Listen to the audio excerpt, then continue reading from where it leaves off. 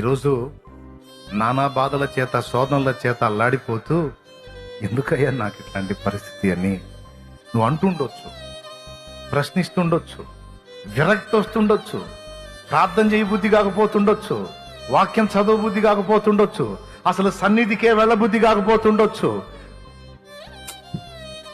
బతుకు మీదే విరక్తి పడుతుండొచ్చు, చావు వస్తే బాగుండు అనిపిస్తుండొచ్చు, కన్నీళ్ళే అన్నపానాలు అయి ఉండొచ్చు, దేవుడు నాకు అన్యాయం చేశాడేమో అనిపిస్తుంది అని నీకు అనిపిస్తుండొచ్చు, లేదా కొన్నిసార్లు నువ్వే సణుగుతుండొచ్చు, నువ్వు అన్యాయమే చేశావయ్యా అని కూడా అనుండొచ్చు ధైర్యం చేసి.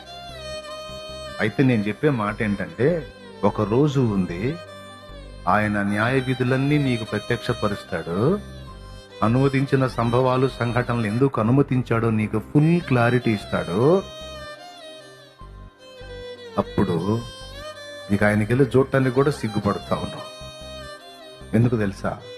నువ్వు కూడా సచ్చినట్టు ఈ మాట అంటావు, నాథా సత్యస్వరూపి, నిన్ను అపార్థం చేసుకున్నా, నీ తీర్పులన్నీ న్యాయములు సత్యములై ఉన్నవి అని సాష్టాంగపడి సాగిలపడి నమస్కారం చేస్తావు.